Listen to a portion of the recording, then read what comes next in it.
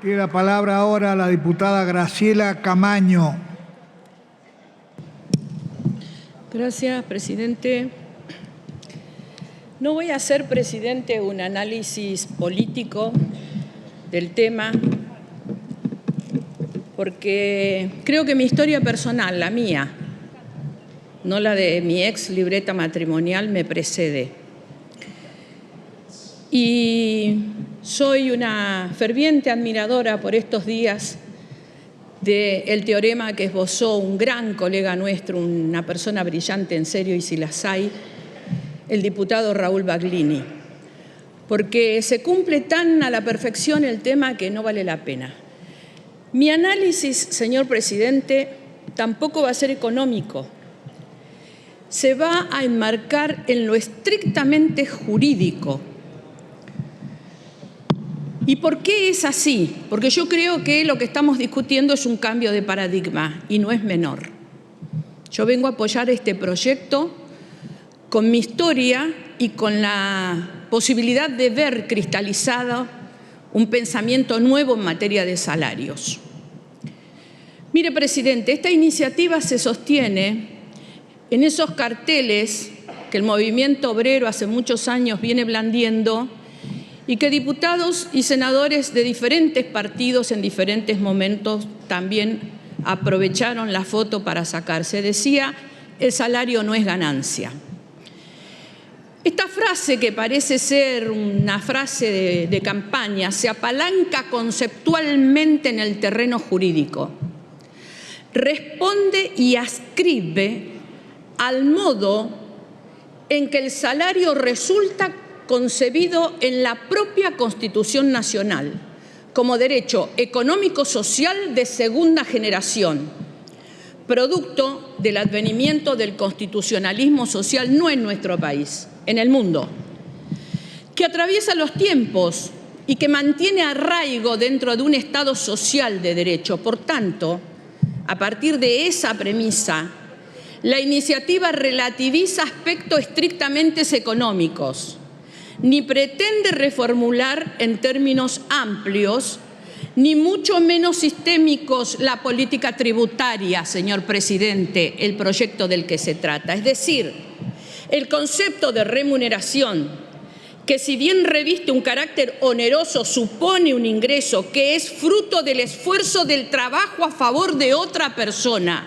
el empleador, viene aquí a obtener, por poner su fuerza de trabajo, no una ganancia, dado que supone el rédito en favor de quien se vale de su prestación laboral para obtener el ingreso. Dada su importancia y el carácter alimenticio que representa la remuneración para el trabajador, la legislación laboral infraconstitucional ha ido desarrollando un gran control para resguardar el derecho al que el trabajo la perciba de manera íntegra y oportuna, al mismo tiempo que lo proteja frente al empleador, a los acreedores del empleador, frente al propio trabajador, frente a los acreedores del trabajador y, por supuesto, frente al Estado, con el objetivo de preservar, señor presidente, el principio de intangibilidad de la remuneración y en garantía de que ella sea percibida en forma efectiva por el trabajador. La ley de contratos fija una serie de formalidades que deben respetarse. Una de ellas es la que establece las limitaciones a compensaciones, retenciones y descuentos. La legislación laboral ha prohibido, por caso, efectuar retenciones o compensaciones sobre los salarios, con el fin evidente de que el mismo llegue íntegro al poder del trabajador. Esta prohibición, si bien no es absoluta como nada, la propia ley de contratos de trabajo incluso le fija excepciones. Dentro de las excepciones, esas que le fija la ley del contrato de trabajo, no están, obviamente, este impuesto que se le ha impuesto a los trabajadores. El trabajo, dice la ley, y dice el artículo 14 bis de nuestra Constitución, fundamentalmente dentro del marco protectorio, en sus diversas formas gozará de la protección de la ley. Y nuestra Constitución, señor presidente, lo menciona al salario como retribución, cuando establece justa. Luego lo denomina salario, cuando establece el carácter alimentario, con la instauración del salario mínimo vital y móvil. Y por último, lo menciona como remuneración, al establecer el principio de igual remuneración por igual tarea. En definitiva, señor presidente, los salarios gozan de plena protección constitucional y tienen plenas características alimentarias, más allá que acá se quiera distinguir entre los trabajadores que aparentemente resultan ser sumamente opulentos al decir de algunos dirigentes políticos.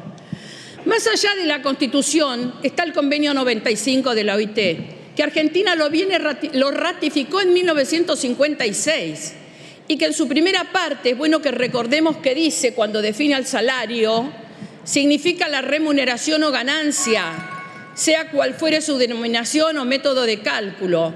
Quiere decir que la Organización Internacional del Trabajo desea determinar correctamente qué es el salario más allá del nombre o denominación de las partes de la relación laboral que se trate. El objeto de esta definición, señor presidente, es determinar que en toda relación laboral el empleador debe una contraprestación llamada salario al trabajador, con el claro objeto de ponerlo bajo el paraguas y la influencia del derecho protectorio. Y la Ley de Contratos de Trabajo en el 103 habla precisamente del sueldo, salario, remuneración y contraprestación. Es decir, la protección legal del salario abarca todos los momentos del salario. Abarca el momento de efectivizarse el pago, el momento de abonarse el salario también está protegido y es inembargable por debajo del mínimo vital y móvil y solo embargable parcialmente en la parte que lo exceda.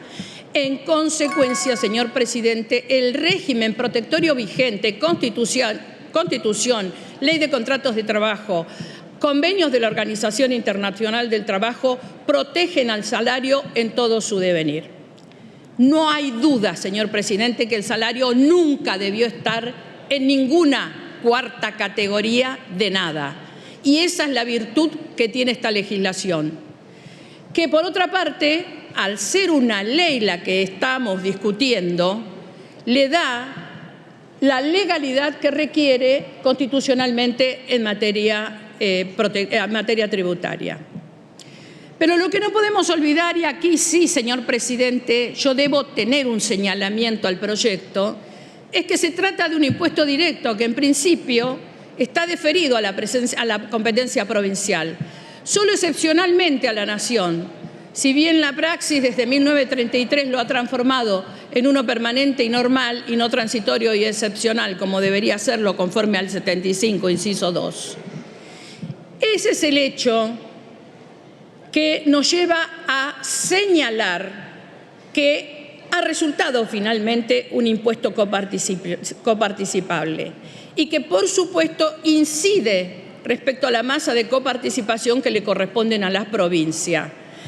Por esto es que el Poder Ejecutivo tiene la obligación de minimizar el impacto, porque el 61% de lo que se recauda le corresponde a las provincias, y esto ya lo tiene dicho la Corte Suprema de Justicia en Entre Ríos con Estado Nacional. El tema, señor presidente, bueno, obviamente es un proyecto que rige a partir del año que viene, con lo cual estimo que es sumamente importante que se defina esta masa de coparticipación que se le retrae a las provincias, con un proyecto en este momento o un proyecto en la ley de presupuestos, pero debe estar resuelto.